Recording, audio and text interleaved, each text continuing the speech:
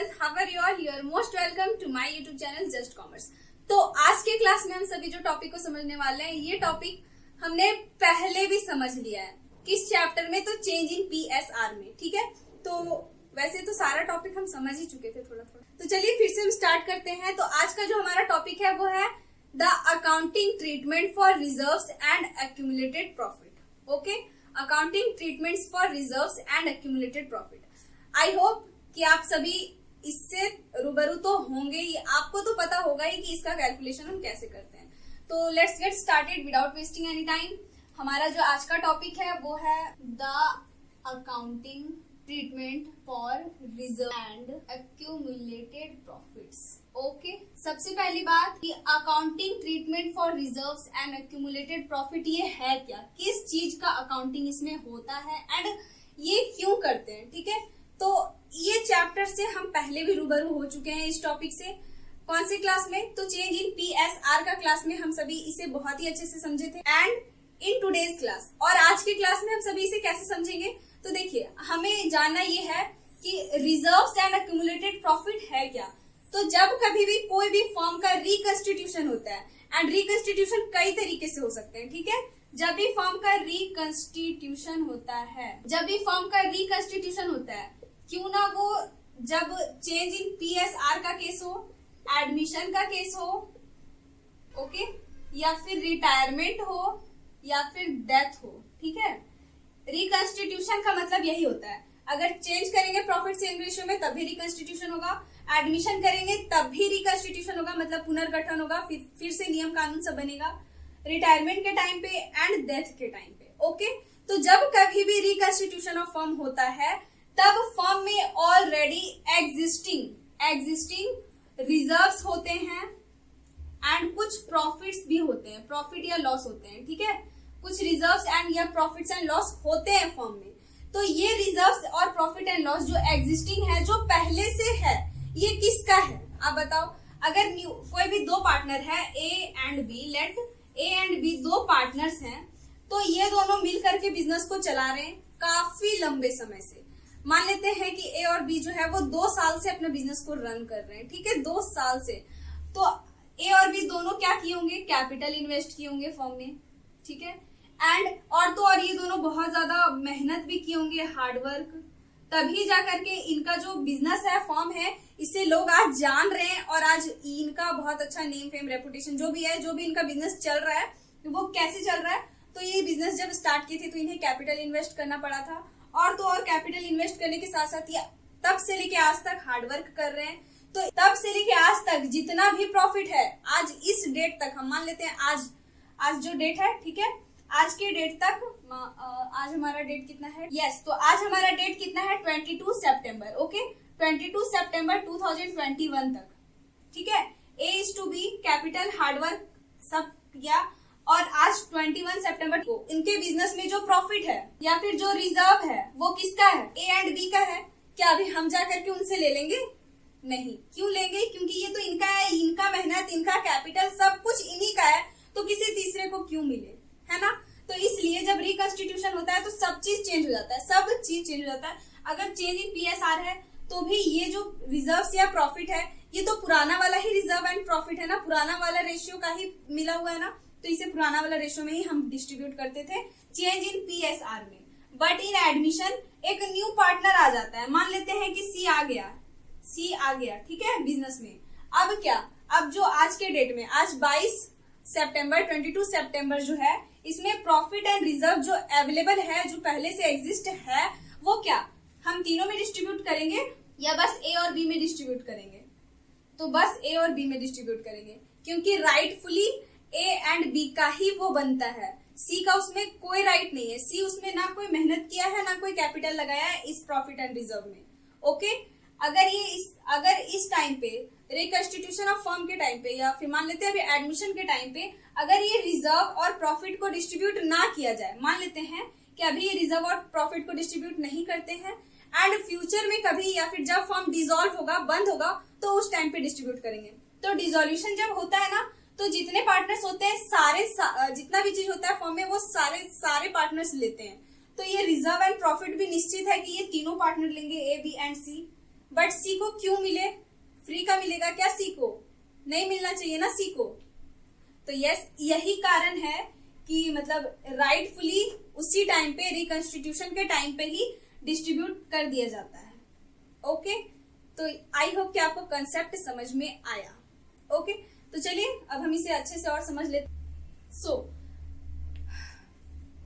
क्यों करते हैं डिस्ट्रीब्यूट, ये तो समझ में आ गया ना। अब आप बताइए कि ओल्ड पार्टनर्स में डिस्ट्रीब्यूट करेंगे तो कौन से रेशियो में करेंगे, न्यू रेशियो में या ओल्ड रेशियो में। तो ओल्ड पार्टनर्स को कर रहे हैं तो ओल्ड रेशियो में ही करेंगे ना, उनका जो रेशियो पहले से बना था ओल्ड रेशियो उसी में डिस्ट्रीब्यूट किया जाता है। आई बात समझ में। अब इसका जर्नल एंट्रीज कैसे होता है, तो जर्नल एंट्रीज जो मैंने पिछला क्लास में आपको बताया था, जो पहले हम पढ़े थे, the accounting treatment for reserves and accumulated profit in change in PSR, उसमें जो जर्नल एंट्रीज था ना वही जर्नल एंट्रीज इसमें भी है। ठीक है, सबसे पहला तो फॉर, अगर पहले से कोई एक्यूमुलेटेड रिजर्व, पहले से अगर कोई रिजर्व या एक्यूमुलेटेड प्रॉफिट हो, कोई भी रिजर्व एंड कोई भी प्रॉफिट, ओके, तो उसका जर्नल एंट्री कैसे करेंगे।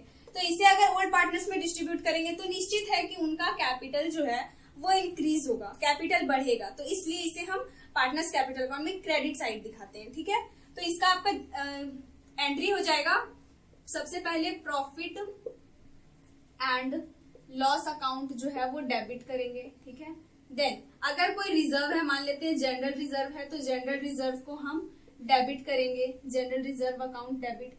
कोई और रिजर्व है जैसे कि इन्वेस्टमेंट फ्लक्चुएशन रिजर्व, IFR मैं लिखी हूँ, ठीक है, तो उसे हम डेबिट करेंगे। अगर और रिजर्व है जैसे वर्कमैन कंपनसेशन रिजर्व, तो उसे भी हम डेबिट करेंगे। ठीक है, जितने भी रिजर्व है सारे डेबिट होंगे। टू में क्या होगा, ओल्ड पार्टनर्स कैपिटल अकाउंट, जितने भी पार्टनर्स हैं ओल्ड पार्टनर्स कैपिटल अकाउंट। ठीक है, एंड ये कौन से रेशियो में, तो आप लिख देना बीइंग प्रॉफिट्स या फिर reserves distributed between old partners, क्योंकि ये ओल्ड पार्टनर का ही है, किसी तीसरे का नहीं है। ठीक है, बिटवीन ओल्ड पार्टनर्स। आई बात समझ में। अब अगर फॉर्म में एक्यूमुलेटेड प्रॉफिट और रिजर्व हो सकता है तो लॉस वाली चीजें भी तो हो सकती है। तो फॉर्म में एक्यूमुलेटेड प्रॉफिट रिजर्व के साथ साथ एक्यूमुलेटेड लॉस हो सकता है, और तो और डिफर्ड रिवेन्यू एक्सपेंडिचर हो सकता है। अब ये डिफर्ड रिवेन्यू एक्सपेंडिचर क्या है, इसका फुल वीडियो तो बना हुआ है, आप वहां से मेरा जाकर के देख सकते हैं। ठीक है, तो सेकंड आप कर सकते हैं फॉर लॉस, या फिर आप कर सकते हैं डिफर्ड रिवेन्यू एक्सपेंडिचर के लिए। ठीक है, डिफर्ड रिवेन्यू एक्सपेंडिचर शॉर्ट में मैं बता देती हूँ क्या होते हैं। तो वैसे एक्सपेंडिचर जिनका खर्चा जो हम शॉर्ट टर्म में करते हैं बट इनका बेनिफिट लॉन्ग टर्म का होता है। ठीक है, तो वो आपका होता है डिफर्ड रिवेन्यू एक्सपेंडिचर। ओके, तो इसका जर्नल एंट्री आप कैसे करते हैं, तो इसका जर्नल एंट्री बहुत ही आसान है।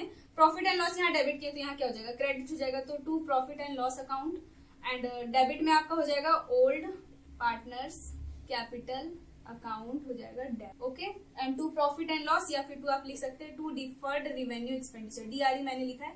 शॉर्ट में नरेशन आप लिख सकते हैं बीइंग लॉस या फिर deferred revenue expenditure distributed between old partners.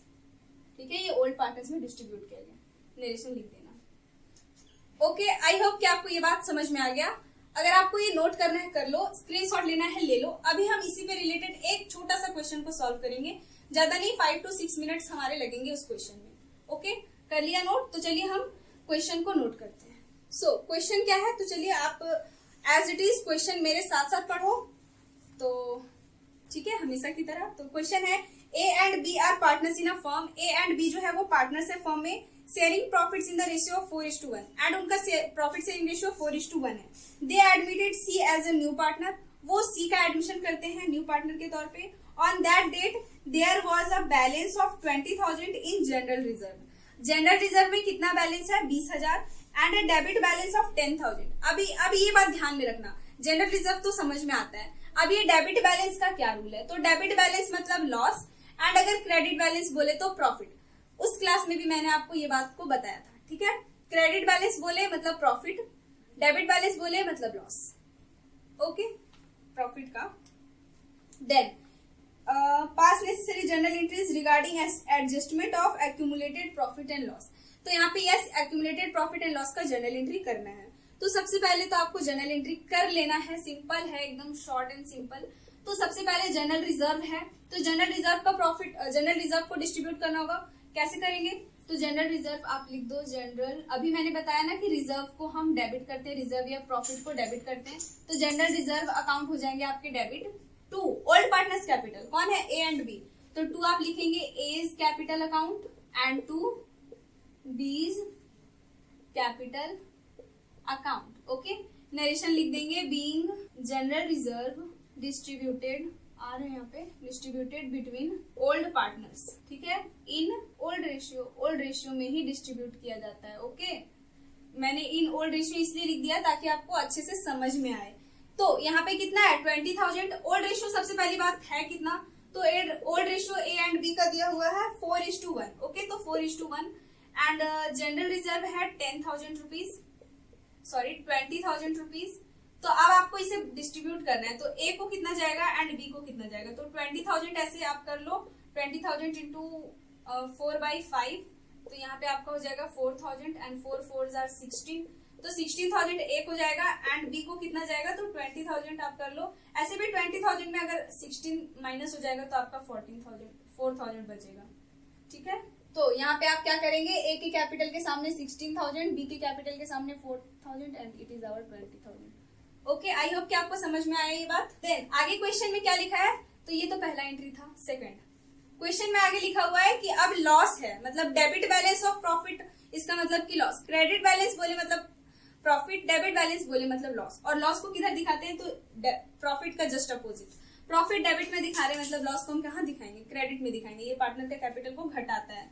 तो सबसे पहले तो to profit and loss account लिख दो, ठीक है, प्रॉफिट एंड लॉस अकाउंट लिख दिया।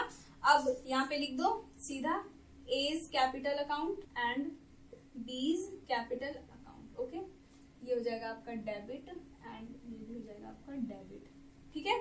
कितना से, तो देख लेते हैं कि प्रॉफिट कितना है। नरेशन लिख देना being loss transferred to old partners capital account. Okay, narration आप लिख लेना खुद से, मैं इसे यहाँ बता देती हूँ।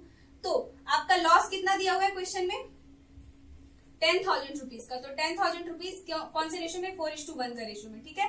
तो डिस्ट्रीब्यूट करके देख लो, ए का आएगा कितना, तो 4/5 आप अगर करोगे तो ए का आएगा 8,000 रुपीज और बी का आएगा 2,000 रुपीज। ओके, तो आप यहाँ पे ए के सामने 8,000 लिख देना एंड बी के सामने 2,000 लिख देना and it is your 10,000। Okay, so ये था हमारा एक्यूमुलेटेड प्रॉफिट्स एंड रिजर्व का क्लास। जब मैंने चेंजिंग पीएसआर का क्लास बताया था तो उस टाइम पे मैंने आपको एक इंडिविजुअल वीडियो प्रोवाइड किया था workman compensation reserve and investment fluctuation reserve का। तो एक बार जा करके वो देख लेना, investment fluctuation reserve, workman compensation reserve, इन सभी का अकाउंटिंग कैसे करते हैं, ठीक है। ये ऐसा जो रिजर्व जनरल रिजर्व है इस टाइप से नहीं होता, थोड़ा सा डिफरेंट है, आप देख लेना जाकर के। इसका लिंक मैं डिस्क्रिप्शन बॉक्स में मेंशन कर दूंगी या फिर आपको ऊपर में भी दिख रहा होगा, ठीक है। तो यहीं पे अगर आपको क्लास अच्छा लगा हो तो मेक श्योर कि आपने लाइक कर दिया। अगर आप न्यू है हमारे चैनल पे तो please do subscribe. And one more thing कि जो हमारा नेक्स्ट क्लास होगा उसमें हम revaluation of assets and reassessment of liabilities पढ़ेंगे। ओके, तब तक के लिए